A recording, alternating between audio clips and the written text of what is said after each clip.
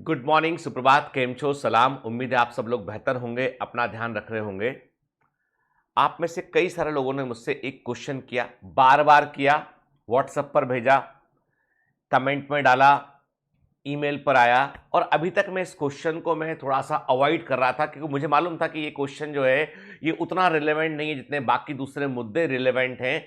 या मैं ऐसा कहूँ आपसे कि ये जो प्रश्न सामने आया है और उस प्रश्न का संबंध है हिजाब से।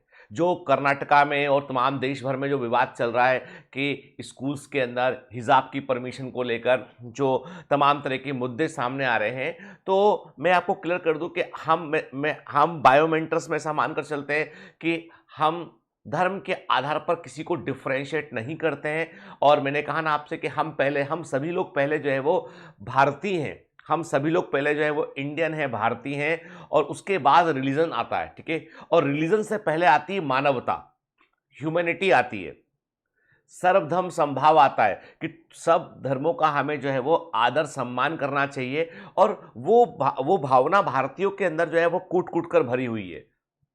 लेकिन मुद्दा वही है ना कि हर पॉलिटिकल पार्टी को कोई मसाला चाहिए, तो मसाला मिला। जिसने हिजाब पर बैन लगाया उन्होंने एक मसाला इनकेश करने की कोशिश की और जिन्होंने हिजाब के सपोर्ट में आंदोलन खड़े करवाए उन्होंने भी उस मसाले को इनकेश करने की कोशिश की।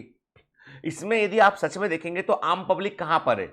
आम पब्लिक की बजाय जो है पॉलिटिकल पार्टी अपनी अपनी रोटियां सेकने में लगे हुए हैं और बच्चे जो है वो एक गलत दिशा में जा रहे हैं। उनको समझ में नहीं आ रहा है कि ये भावना अचानक से ये विवाद कैसे हो गया। क्या हमको वाकई में, आप खुद सोचिए, क्या हमको इस कोविड काल के बाद जब 2 साल तक स्कूल ऑलमोस्ट नहीं लगे, एजुकेशन बहुत सफर किया, है ना, ऑनलाइन बच्चे पढ़ते रहे और जो स्कूल से डिस्कनेक्ट होने पर जो साइकोलॉजिकल इम्बैलेंस हुआ, रिसर्च बतलाती है कि जब बच्चे स्कूल नहीं जाते हैं, केवल घर ही घर में रहते हैं, तो वो घर के माहौल से इन्फ्लुएंस होने लगते हैं और उनकी बाहर की जो पर्सनालिटी, जो लोगों से डील करने की एबिलिटी में कमी आने लगती है। स्कूल जो है बड़ा केंद्र होता है सोशलाइजेशन का, कि बच्चे एक दूसरे को समझते हैं, अपने समकक्ष बच्चों से वो इंटरेक्ट करते हैं बगैर किसी के, बड़े परिवार का है, छोटे परिवार का है, कौन किस धर्म का है, उस सबको भूलकर बच्चे एक फैमिली बनकर जो है स्कूल में व्यवहार करते हैं। तो क्या हमें स्कूल के अंदर उस भावना को दोबारा जागृत नहीं करना चाहिए था?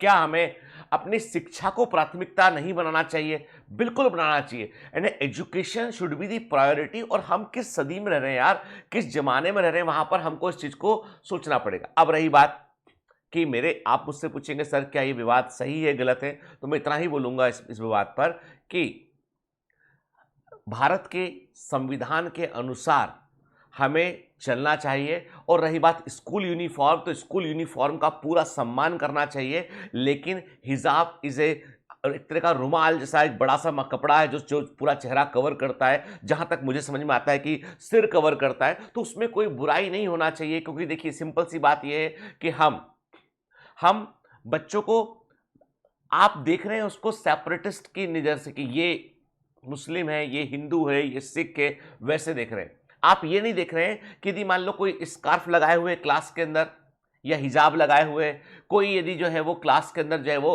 पगड़ी पहने हुए, स्कूल की यूनिफॉर्म पहना है, मैं कहता हूं स्कूल की यूनिफॉर्म पर कोई कंप्रोमाइज नहीं, स्कूल की यूनिफॉर्म पर कोई कंप्रोमाइज नहीं।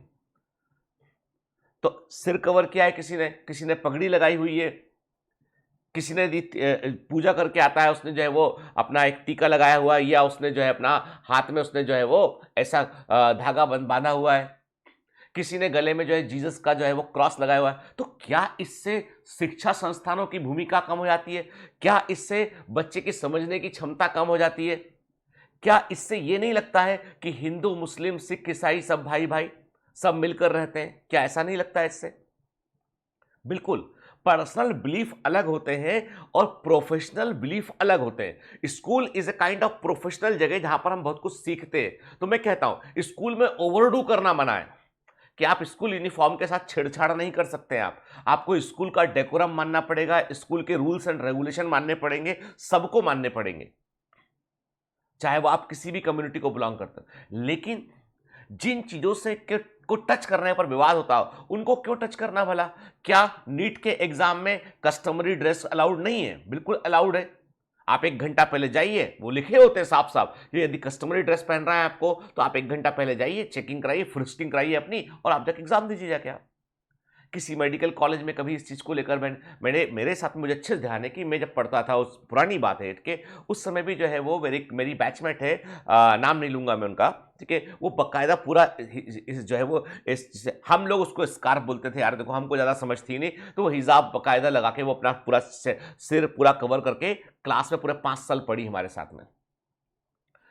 जब एग्जाम हुआ तो उन्होंने यूएसएमएलई का एग्जाम दिया, सोचिए यूएसएमएलई का एग्जाम दिया, और जो है वो अपना यूनाइटेड स्टेट्स में गई वहां पर, उन्होंने वहां पर मेडिकल प्रैक्टिस शुरू किया, वहां पर उन्होंने पीजी किया, और right now see is doctor in America में डॉक्टर हैं वो, और अभी वो उनको जैसे रहना है वैसे रहती हूं।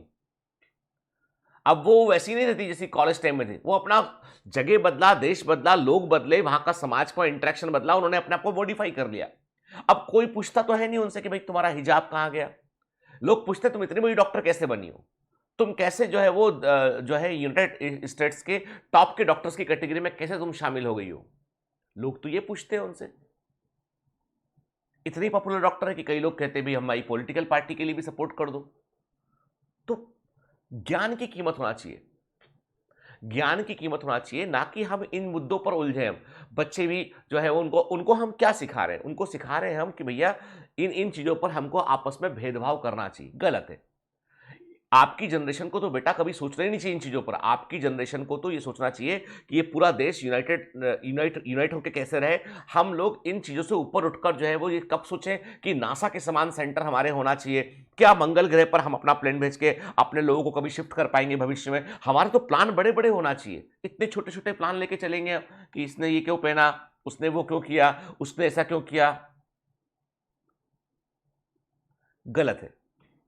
भारत जो है वो हमेशा से कई सारे धर्मों का केंद्र रहा है। भारत ने कभी, इंडिया ने कभी जो है, इंडियंस ने कभी जो है इस पर भेदभाव नहीं किया। मैं आपको बता दूं, मेरे सबसे प्रिय मित्र, मेरे सबसे क्लोजेस्ट फ्रेंड अलग अलग धर्म से हैं।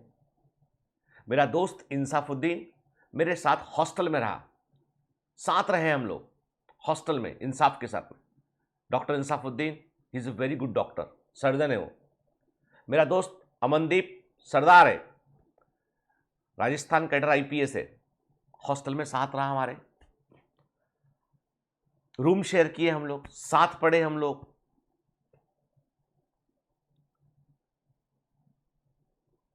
तो कहने का मतलब यह है कि हम किन चीजों पर फोकस कर रहे हैं, ये गलत है। सच्चाई तो यह है कि यदि आप सोच भी रहे ना, आपने मुझसे प्रश्न भी किया है, आपने मुझसे ये प्रश्न भी किया है, तो ये भी गलत किया है आपने। You should not ask this का type of question to me कि सर आपका क्या विचार है इसके ऊपर। हमारे दिमाग में यदि प्रश्न भी जगता है, यदि हमारे दिमाग में ये क्वेश्चन भी आता है ना, वो ही गलत है। और ये लोग चाहते वही है कि प्रश्न आए आपके दिमाग में, चाहे कोई पॉलिटिकल पार्टी हो। I am a non political person. मैं कहता हूं कि हम सभी क्या होना चाहिए, यंग अर्बन विजनरी एडवाइजर्स। हम लोग सब जो है वो होना चाहिए जो देश को विजन की तरफ लेकर जाए। हमको इन, देखो ये जितने लोग पॉलिटिक्स कर रहे हैं ना, सब 50-60 साल 70 साल के लोग हैं। ये कोई 50 साल का है, कोई 60 साल का है, कोई सीएम बन गया, कोई कुछ बन गया, कोई कुछ बन गया, के वो अलग। उनकी सोच और तुम्हारी सोच में फर्क है। तुम 20 साल के हो, वो 60 साल का है, 40 साल आगे का, वो पुरानी सोच वाला व्यक्ति है। उसको, देश को वो एक लेवल के ऊपर नहीं है, वो कितना जिएगा भाई। तुमको तो लंबा काम करना है, इस देश को तुम्हें 2050 तक लेके जाना है, 60 तक आगे तक लेके जाना है। तब कहां पे इंडिया स्टैंड करेगा वो तुमको सोचना है। तो क्या हमें इन विवादों में पड़ना चाहिए? क्या स्कूल को और सरकारों को बच्चों की पढ़ाई पर, एजुकेशन पर, उनके अच्छे से पढ़ने पर फोकस नहीं करना चाहिए? कोई बच्चा ऐसा ना हो, जो गरीब से गरीब बच्चा भी हो, उसको एजुकेशन के अधिकार से वंचित नहीं रहना चाहिए, उसे शिक्षा मिलना चाहिए। जो लोग शिक्षित हो चुके हैं उन्हें रोजगार मिलना चाहिए। सड़कें टूट चुकी है, सड़कें बनना चाहिए। बेरोजगारी जहां पर है वहां पर रोजगार के नए अवसर क्रिएट करना चाहिए। नहीं, ये सब करेंगे तो बहुत मेहनत लगेगी, सिर्फ आप में चाबी लगा देंगे एक। अब आप चाबी के बाद कूदते रहिए आप कि तुम ऐसा होना चाहिए, आंदोलन, हाय हाय करते रहो बैठ के, क्योंकि उससे टाइम कटेगा ना, टाइम कटेगा उससे। तुम्हारा मन, तुमको शो दिखा रहे हैं और वो शो का तुम पार्ट भी हो। This all depends upon you, ठीक है। आपको क्या सोच, तो मैंने कहा ना, प्रश्न आना भी गलत है, ये प्रश्न आना भी गलत है। चलिए, तो ये तो बात हुई है इस एक छोटे से विवाद जिसके बारे में इंडिया भर में हल्ला चल रहा है। खैर, कोर्ट डिसाइड करेगा मैं कौन होता हूँ। मैं तो अपनी भावनाएं बताया आपको कि मेरे लिए कोई फर्क नहीं पड़ता। मुझे मुझे हर व्यक्ति, मुझे जो है, मैं उस इंसान से कुछ सीखता हूँ। मैं कभी भी ये मानता हूँ मैं कि मैं आज भी अनभिज्ञ हूँ, आज भी मैं बहुत लोगों से बहुत कुछ सीखना चाहता हूँ। हाँ, ये ज़रूर है कि कल किसी ने कमेंट किया, कुछ कल डॉक्टर के बारे में बता रहा था तो किसी ने लिखा कि क्या सुबह-सुबह फालतू बात कर रहे हो, मोटिवेशन दो ना। बेटा, तुम्हारा कोई मोटिवेशन नहीं हो सकता है। ऐसे लोग जो जो यहाँ पर आते हैं मनोरंजन के लिए, सिर्फ़ एक कहानी सुनने के लिए, उनको जीवन में कोई उनका कुछ नहीं कर सकता है। तुम ये समझ लो अच्छे से, ठीक है? तुम आज मुझको कुछ बोल दोगे, मुझे कोई फ़र्क नहीं पड़ेगा, लेकिन तुम्हारी ज़िंदगी में कुछ सालों बाद फ़र्क पड़ेगा। तुम इस चीज़ को जो मैं कह रहा हूँ, आज के 10 साल बाद रिग्रेट करोगे। कोई आदमी ऐसा बोलता था और हम इस बात को मज़ाक में ले लिया करते थे। तुम याद रखोगे इस वक़्त। मैं तुम्हारे दिमाग से कहीं जाने वाला नहीं हूँ, तुम्हारे दिमाग में रहूँगा मैं। यकीन मानो, तुम मुझसे प्रेम करो चाहे नफ़रत करो, तुम्हारे दिमाग में रहूँगा मैं। एक पुरानी कहानी है कि एक मिडल ईस्ट में एक गुरु हुए थे बहरुद्दीन करके। वो बड़े ज्ञानी पुरुष थे। उनके पास तमाम मिडिल ईस्ट में जो गल्फ़ वाले जितने लोग थे, वो कई लोग उनके पास मिलने आया करते थे और बड़ी ज्ञान की बातें करते थे। बड़ा चर्चा था उनका कि भई एक बार बहरुद्दीन जी से मिल लीजिए, तो आपके ज्ञान के चक्षु खुल जाते हैं और आपके असफल काम सफल होने लगते हैं। तो लोग दुनिया भर से, दूर-दूर से लोग जो है वो मिडिल ईस्ट में उनसे लोग मिलने आया करते थे। एक आदमी था, उसने भी खबर सुनी कि भाई बहरुद्दीन जी जो है वो बड़े पॉपुलर आदमी है, तो वो उनसे उसने कहा मैं भी मिल के आता हूँ। अब बहरुद्दीन जी की खास बात ये थी कि वो पता नहीं कैसे सामने वाले के मन की बात समझ जाया करते थे वो। जैसे आप उनसे मिलने पहुंचोगे तो आपका मान लो कोई विवाद है कि भाई अब मेरा बेटा मेरी नहीं सुनता है, तो वो बोलेंगे, सब आपके बोलने के पहले ही बोल देंगे आपसे वो, कोई बात नहीं, उस बच्चे को अपनी जिंदगी जीने दो तुम। जब उसे ठोकर लगेगी तो वो तुम्हारे पास ही आएगा, तुम चिंता करना बंद कर दो। सामने वाले ने कोई प्रश्न ही नहीं किया, उत्तर वहरुद्दीन ने उत्तर दे दिया, हाथ जोड़ के चला जाया करता था सामने वाला। वो मन की बात जान लिया करते थे। लोग अपने अपने अलग अलग कष्ट, किसी को व्यापार में नुकसान हो रहा है, किसी को परिवार में संबंध ठीक नहीं है, अलग अलग अलग कारणों से लोग आया करते थे। तो बहरुद्दीन जी उनसे मिलते थे। आप वो उनके हाथ जोड़ेंगे, बहरुद्दीन जी उनके हाथ जोड़ेंगे और उसके बाद जो है अपना उनको जो है अपना ज्ञान दे देंगे और वो आदमी जाके बैठ जाएगा। फिर अपना कॉमन प्रवचन बोलेंगे वो। ये आदमी भी आया। जब ये आदमी बहरुद्दीन जी के सामने गया तो बहरुद्दीन जी ने उनसे बोला कि बॉस, तुम गलत कारण से आए हो यहाँ पे। तुम यहाँ जो आए हो गलत कारण से आए हो। वो एकदम सकपका गया आदमी। उसने कहा कि "अ, आपको क्या पता मैं किस कारण से आया हूँ?" उसने कहा, तुम यहाँ पर आए हो मेरे नाम, मेरी शोहरत को देखने के लिए कि लोग तुम मुझे कितना मानते हैं, कितना जानते हैं। तुम मैं बनने के लिए यहाँ पे आए हो। तुम ये सोच कर आए हो कि बहरुद्दीन में ऐसा क्या खास है जो मेरे में नहीं है और बहरुद्दीन मैं खुद क्यों नहीं बन सकता हूँ। तुम ये सोच कर आए हो। अब आदमी सक पकाया था क्योंकि वाकई में वो ये सोच के आया था, वो यही सोच के आया था कि मैं बहरुद्दीन क्यों नहीं बन सकता हूं, ऐसा क्या इसके पास है, मैं भी चाहता हूं इतना पॉपुलर बनना। कोई बुरी बात नहीं एम्बिशन में, एम्बिशन में कोई बुरी बात नहीं, लेकिन वो आया ये सोच के। उसने कहा तुम्हारा कारण गलत है आने का। तुम मेरे बाहरी, मेरे को जो लोग जानते हैं, जो मेरा बाहर प्रचार प्रसार लोगों ने किया, तुम उसको देख के आए हो। बहरुद्दीन क्या है, तुम उससे मिलने नहीं आए, तुम मेरी शोहरत से मिलने आए हो, तुम मेरी पॉपुलरिटी से मिलने आए हो। वो आदमी बोला कि ठीक है, चला गया आदमी। उस आदमी का ईगो हर्ट हो गया। उसने ऐसे व्यवहार किया उसने कि मुझे कोई फर्क नहीं पड़ा, तुम गलत बोल रहे हो, नहीं नहीं नहीं ये ठीक नहीं है बोल के वो आदमी बाहर जाके दूर कहीं जाके छिप गया। वो देख रहा था कि क्या करते हैं बहरुद्दीन जी। बहरुद्दीन जी ने सब लोगों से बात किया, प्रवचन दिया अपना, जो भी उन्होंने अपने अपना मैसेज दिया उन लोगों को। उसके बाद सब लोग उठकर चले गए। फिर बहरुद्दीन जी अपनी अपनी कुटिया में अंदर गए, उनका जो भी घर था छोटा सा उसमें अंदर गए। अंदर जाने के बाद उन्होंने अपने एक पॉकेट को खोला, उसमें से एक हीरा निकाला, उन्होंने डायमंड निकाला। उस डायमंड को गौर से देखा, कुछ मन में बुदबुदाए। वो डायमंड को गौर से देखा, कुछ मन में बुदबुदाए और उसको थैली में वापस रखा और आंख बंद कर सो गए। इस आदमी को समझ में बात आई, हो ना हो ये जो डायमंड है ना, जो हीरा है, इसमें राज छिपा है। यही ज्ञान का सोर्स है, क्योंकि बहरुद्दीन ने पूरा काम करने के बाद इस डायमंड को शुक्रिया बोला, इसकी उसके बारे में कुछ ने बुदबुदाया और उसके बाद इसको रख के सिर के पास रख के सो गया। इसको पक्के से इसी में ज्ञान का सोर्स है, क्योंकि एक आम आदमी की बात इतनी कौन सुनेगा। जब बहरुद्दीन सो चुके थे, वो आदमी धीमे धीमे उनकी घर में गया, जो भी कुटिया थी, घर था, वहां गया और उनके उनके तकिए के नीचे से वो हीरा निकालकर भाग गया। अब इसको लगा कि मेरे पास तो ज्ञान का सोर्स आ गया। अब ये हीरा लेके बैठे घर में खोल के, आदमी बहुत कोशिश किया इसने कि हीरा लेके खोल के देख के उसको, उसने भी कोशिश किया कि इसकी मैं पूजा पाठ को जो भी कर सकता हूँ करूँ उसका मैं, और मुझे ज्ञान मिले। 4 से 8 लोग भी जोड़ ले कि भाई आज शाम को ज्ञान का प्रवचन दूंगा मैं। 4 से 8 लोग आके बैठ गए, हीरा भी अपने पॉकेट में हीरा डाल लिया कि आप कुछ ज्ञान मिलेगा, अंदर से मालूम चलेगा। कुछ नहीं, लोग बोले भैया बताओ क्या ज्ञान। बोले अब रुक जाओ, आता होगा ज्ञान। 15-20 मिनट हुए, ज्ञान, अरे रुको ना, अभी ट्रांसमिशन चल रहा है, अभी डाटा अभी अपलोड हो रहा है डेटा। खैर, काय का ज्ञान, अब जब ज्ञान है तो वो हीरा तो, अब वो अंदर आया झोपड़ी में आके बोला क्या क्या काम नहीं करता क्या ये। उसने कहा शायद कुछ वक्त लगता होगा, तो हीरे को सोते जगते पास रखेगा अपने। 2-4 साल गुजर गए, कुछ नहीं हुआ। एक दिन वो आदमी सो रहा था, उसके घर का दरवाजे पर नॉक हुआ। दरवाजा खोला उसने, गेट पे बहरुद्दीन जी खड़े हुए थे। बोले यार वो हमारा हीरा वापस कर दो हमको। बोले मेरे पास नहीं है। बोले कहा देखो ऐसा है कि तुम मेरे पीछे पड़े थे, वहां पे छिप छिप के मुझे देख रहे थे, तो मैंने सोचा चलो ठीक है तुमको मैं कुछ दिखा देता हूं, और तुमसे पीछा छुड़ाने के लिए मैंने वो हीरा दिखाया था, और तुम मेरे सिर के नीचे से लेके गए थे।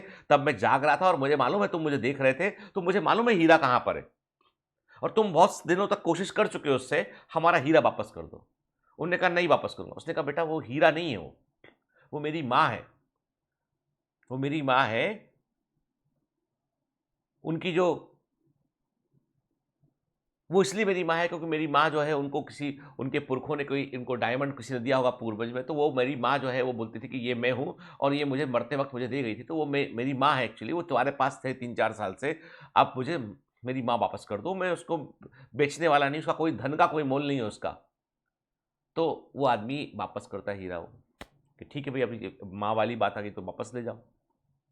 बोलता लेकिन एक बात तो बताओ, इससे हमको तो ज्ञान मिला नहीं, तुमको कैसे ज्ञान मिला। उसने कहा इसमें ज्ञान का कोई सोर्स ही नहीं है, इसमें ये तो बाहरी रूप है, ये सिर्फ तुम्हें दिखाने के लिए है कि तुम जो देखते हो बाहर से, वो बाहरी रूप से कुछ फर्क नहीं पड़ता है, जो तुम्हारे मन के अंदर है उससे फर्क पड़ता है। तो कोई बाहरी फोर्स तुम्हारे को पॉपुलर बना देगा, कोई तुमको ताकत दे देगा, अंतर चेतना दे देगा, इससे ये नहीं होता है। जो होगा वो इनर कॉन्शियसनेस से होगा, और तुम्हारे अंदर ही छिपा है, वो बाहर कहीं नहीं है। वो तुम उसको जान गए तो वो हीरा है, तुम नहीं जाने तो वो कोयला है तुम्हारे अंदर ही। कार्बन के जैसे रूप होते हैं, डायमंड हुआ आपका, ग्रेफाइट हुआ, कोयला हुआ, वैसे ही सब कुछ है वो। जब तुम जान लोगे उसको, तुम्हारे इंटेंशन ठीक होंगे, तो वो हीरा बन के चमकेगा तुम्हारे पास में, और तुम्हारे इंटेंशन ठीक नहीं होंगे, तुम जान नहीं पाओगे उसको, तो वो कोयला ही रह जाएगा। हम सब जब जन्मते हैं तो रॉ मटेरियल होते हैं, उस रॉ मटेरियल का शेप क्या होता है ये हम खुद तय करते हैं। दूसरे से इंप्रेस मत होइए, ये देखिए कि मेरे अंदर क्या है, मेरे मन के अंदर क्या है, मेरी आत्मा के अंदर क्या है, मैं क्या सोचता हूं, मैं क्या कर सकता हूं, ये सोचिए, इससे फर्क पड़ता है। Have a great day, all the best.